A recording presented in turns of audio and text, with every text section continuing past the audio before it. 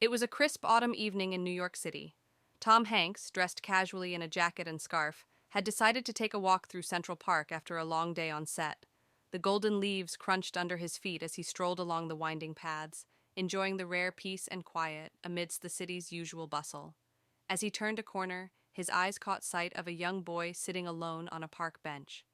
The boy, no older than 10, was hunched over a worn notebook, scribbling intently. His clothes were clean but slightly too small, and his face carried a mix of concentration and sadness that seemed out of place for someone his age. Curious, Tom approached slowly. "Hey there," he said gently, careful not to startle the boy. "What are you working on?" The boy looked up, his wide eyes filled with a mixture of surprise and hesitation. After a moment, he held up the notebook. The cover was tattered, and the words, "My Dreams," were scrawled across it in bold letters. "I'm writing stories," the boy said softly. "I want to be a writer someday." Tom's face lit up with genuine interest. "That's amazing. What's your name?"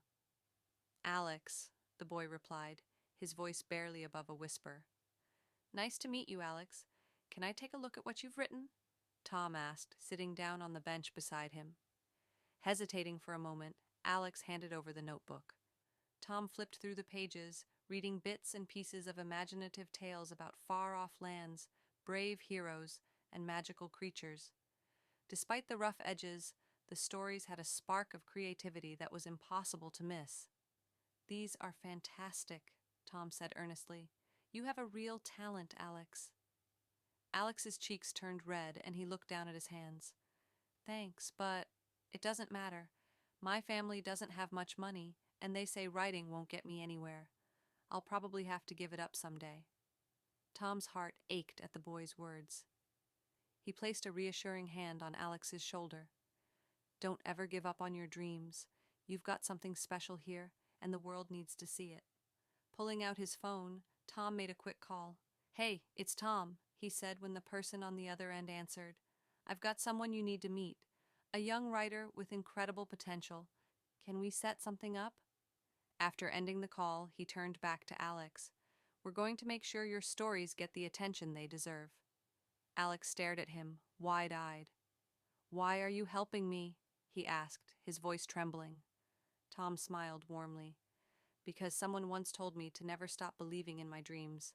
Now it's my turn to pass that on." Before leaving, Tom took Alex to a nearby bookstore and bought him a new notebook and a set of pens. "Keep writing," he said. "And remember, the sky's the limit." Weeks later, one of Alex's stories was published in a children's magazine. His family, overwhelmed with pride, began to support his passion wholeheartedly. And though he would never forget the kind stranger who had believed in him, Alex made a promise to himself.